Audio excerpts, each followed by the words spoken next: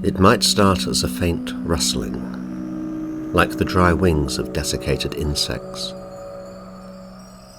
Then the sound will break open into minute bursts of crackling and spitting as tiny bolts of static electricity jump between the hairs in your ears. The rustling and hissing will increase in volume, and you'll see a faint line appear on the horizon. It will be hot, so very hot, over 40 degrees Celsius and rising. Even the cold, dry front that has triggered the wind that drives these sounds towards you has no power to reduce the temperature. You are baking. Your lungs are burning with every breath. Your throat is constricted, and it's impossible to swallow. It's as if every molecule of water is being sucked from your body. An oncoming wind can be felt, so fierce and sudden that it seems like someone has opened the door of a gigantic oven. The moisture dries on the surface of your eyes, and you'll have to keep blinking in order to see anything. And what you see is a ragged, curling wall of yellow bearing steadily down on you. It's too fast to outrun, and too high to fly over, even if you had a plane. You don't have a plane. You're standing alone in the desert, watching the dust cloud approach. The cloud is now a rolling wall. It bisects the world and extends as far as you can see. It's shaggy with heated particles, fine grains that will fill and clog your ears and nose. They will fly into your mouth, and you will feel them crunch minutely between your teeth. Now it's upon you. It reaches down with gigantic curving fingers that seem to rake the ground. The burning wind thunders in your ears, and lightning walks jerkily along the cloud front as massive amounts of static discharge into the earth. At these temperatures, your body will dehydrate swiftly. Without water, you'll start to die very quickly. The dust envelops you, suffocating you. You take a breath to scream, and the hot dust slams into your throat and packs your lungs.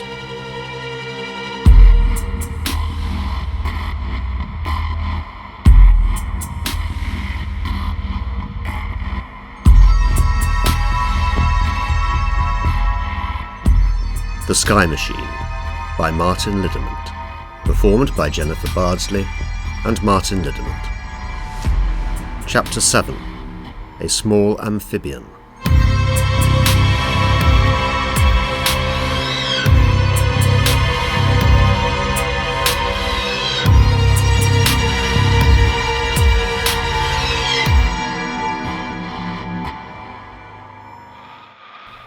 The light came on.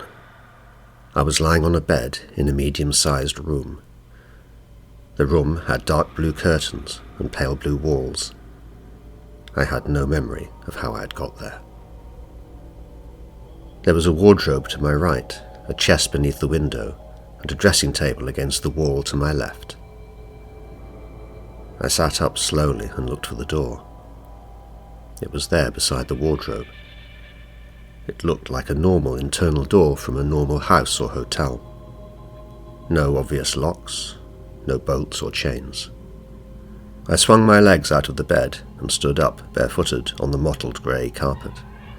It felt deep and new. The air was very hot, blistering, insanely hot. My mouth was bone dry. There was a slight scent in the air. Sandalwood.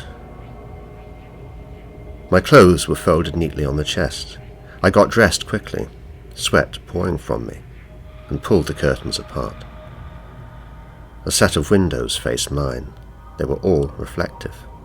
The building they were in was very close. It might even be a wing of the one I now occupied. I tried to look down and sideways and then up, but the view was blocked by walls. I didn't expect the door would open, but it did. Outside was a short white-painted corridor with another door at the end. I looked closely, but I couldn't see any cameras anywhere on the walls or ceiling. The same grey carpet ran the length of the corridor. I padded quietly along it and opened the end door. The effect was immediately disorientating. I stood for a long moment. I was in the doorway of a modern office reception area. A curved desk faced me, with a young man sitting behind it. He was wearing a light headset and was immaculately groomed. Soft leather seating lined the walls. Tall windows gave me the view that I couldn't get from the bedroom. A cityscape on a brilliantly sunny afternoon. I could see anonymous skyscrapers quite close. Architecturally, it could have been anywhere, but the heat said it should be someplace near the equator. Singapore? Nairobi? Maybe Kuala Lumpur? How the hell had I been transported that far? Behind the reception desk, glass walls revealed a long office with expensive-looking workstations scattered around it.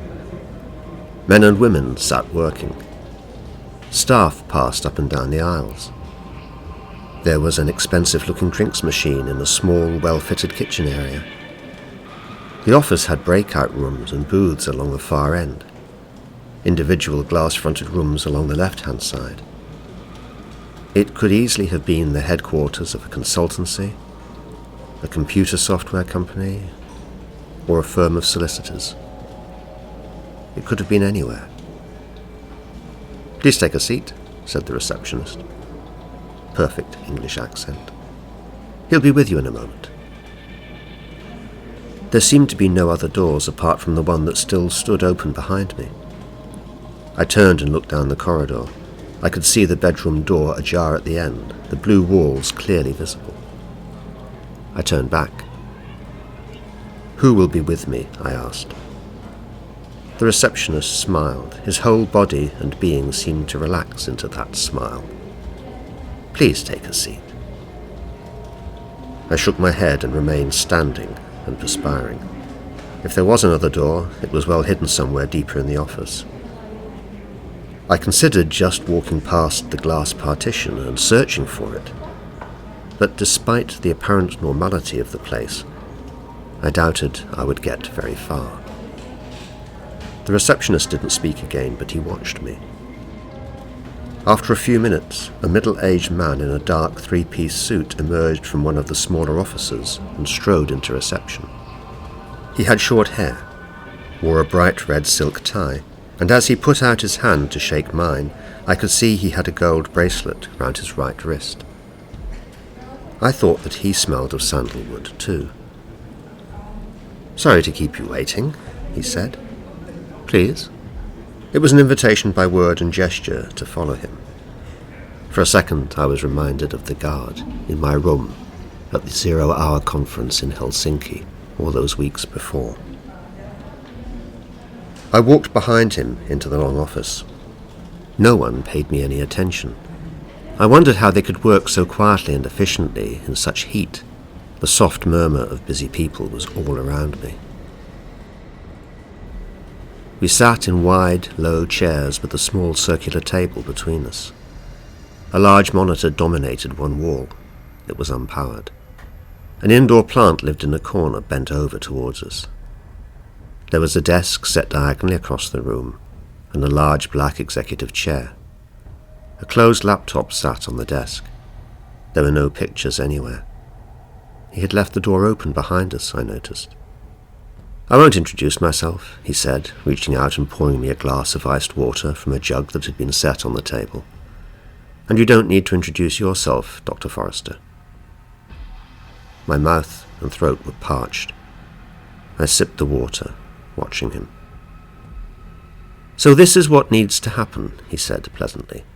"You need to tell me everything that you have found out." "I have absolutely no idea what you mean," I said, slowly shaking my head and never taking my eyes from his. He got up and walked over to the circular table and sat down in front of the laptop. He leaned back in that black executive chair just a little. "People generally don't expect this," he said, nodding towards the open plan office. "I blame the entertainment industry and the media. My guests anticipate anything from a white-tiled room with drainage channels in the floor to some sort of brick box with a wooden chair and electrodes, or maybe a slightly tilted board, a towel, and a pail of water." "Nowhere," he sighed. "We would get nowhere if we worked like that. Come on now, tell me about your adventures." "I don't have adventures," I replied. "I lead a boring, uneventful life as an underpaid researcher and occasional lecturer." "Oh, I know you do all that," he said, "but you seem to have branched out recently. Now, don't get me wrong, I admire innovation, and it's good to be open to new ideas and experiences. One should always keep learning. But I'm afraid you may have recently been learning about the wrong kinds of thing. Intellectually speaking, you have gone off-piste, Dr. Forrester."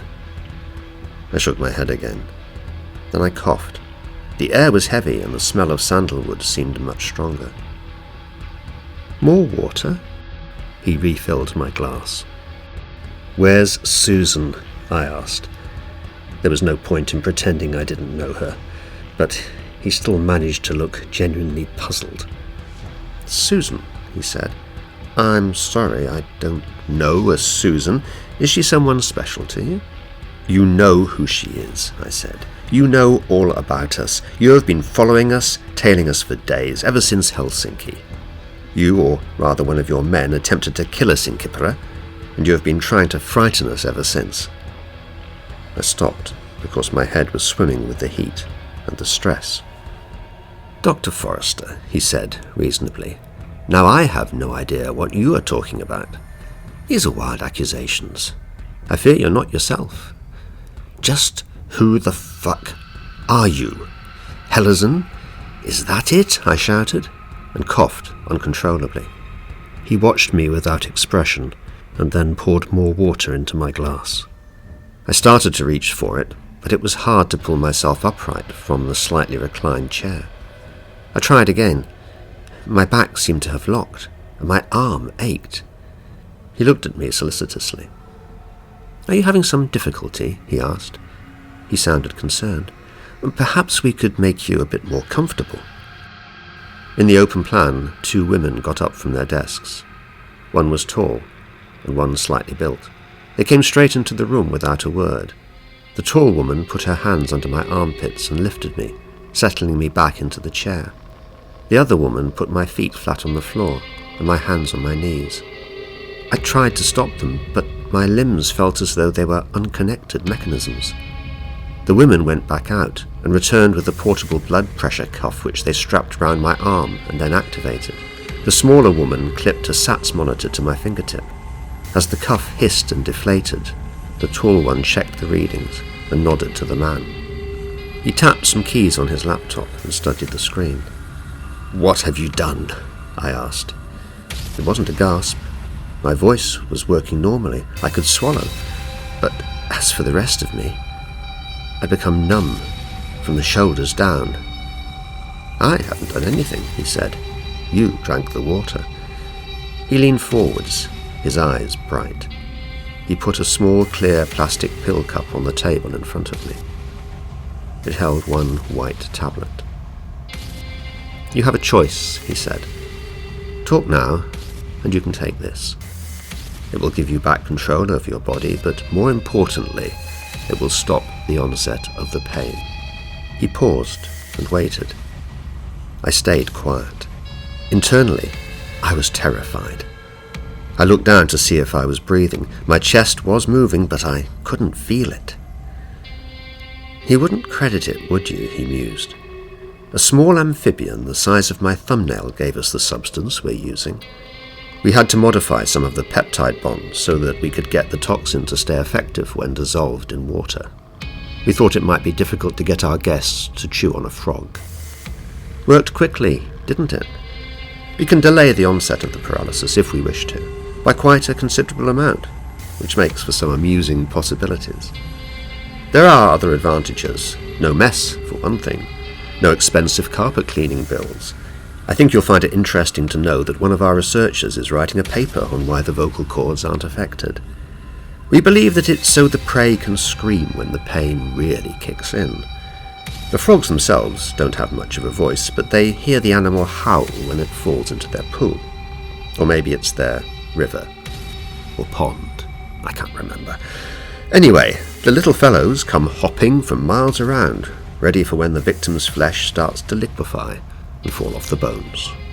They treat it like consomme, apparently. Slurp it up. "Fuck you," I gasped. He didn't seem bothered. He looked at his laptop screen again and held a finger poised over the keyboard. "Now I have to ask you if you have any objections to me recording our conversation," he said. "It's just that appeal judges these days seem to care more about such things than the bloody crimes the perpetrators commit. We find ourselves wasting time on questions about excessive data collection and whether we've assumed consent rather than obtained it explicitly." He paused. "Joke," he said. I tried to yell another obscenity at him, but a surge of agonizing pain swept through me. Every part of me felt as though it had been stabbed by something white hot. My body, no longer under my control, should have gone into spasms in the chair, arcing as though I'd been electrocuted, but it didn't move. All that happened was that I screamed for quite some time. He waited until I stopped, then he sighed. "If your muscles had contracted with pain," he said, "they might have splintered your bones and strangled your circulation, but history tells us that there may be future inquiries and repercussions. We like to be reasonably careful." The pain had lessened and my head had fallen forwards. He reached over and put his hand under my chin and tilted it up so he could see my eyes. "Now listen to me, Dr. Forrester. The pain will come in waves, giving us an opportunity to talk for a few minutes between onsets. The intensity will increase, and the frequency of the attacks as well, until your heart gives up. I would much rather we avoid that outcome, for all sorts of reasons. So please tell me, what do you know?"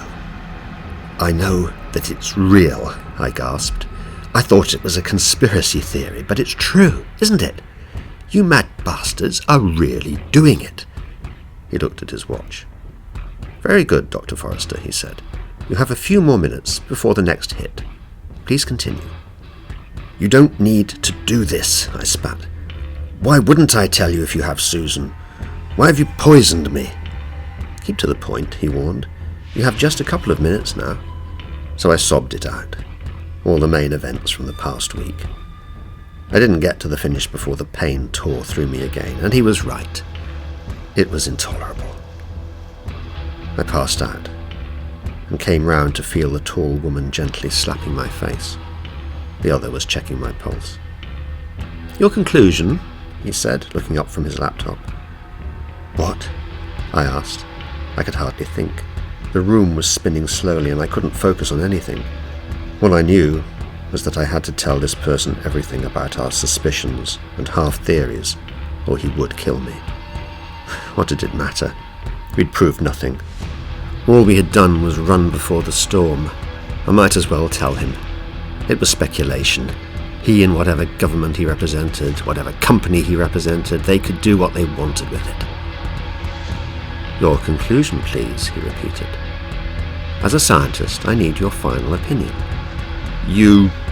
Whoever you are, you might be working for the Russians or the Americans, I don't know. The whole fucking idea of a river in the troposphere looks like it might be fact. The Chinese may really be seeding the clouds over Tibet with silver iodine, or coordinating their dam building so it causes the monsoons to fail in India. Christ, I don't know. Russia could be heating the ionosphere to fuck over Washington with tornadoes. I don't know. All I know is that enough people looked at something that you think proves this shit is happening, and it's frightened you sufficiently to do this to us. That's all I know. That's all I can think of. Please." He clicked his laptop shut and stood up. "Good man," he said, and nodded to the women. One of them got the pill and the other held my mouth open, and I managed to swallow the little tablet. Then everything was red fuzziness, and the dark followed. This time when I woke, I was lying on a plastic sheet on top of a pile of oily rags in a garage. I was sure that whoever did this to me, that they were outside. I heard movement. I thought, okay, there's nothing now for me but being bundled into a car and driven where? Maybe to a riverbank or out to sea and then disposed of. Even then, it's been an opportunity to get my thoughts into some sort of order and to arrange the narrative, if only for myself. There were things I had to make sense of. Yes, I believe I had some of the answers. Not all, not by any means, but some. The door was pushed up, grating. The first thing I saw was her green jacket. "Oh, David!" cried Susan Lystrammer, rushing towards me. "Are you all right? What did they do to you? David! I'm so sorry."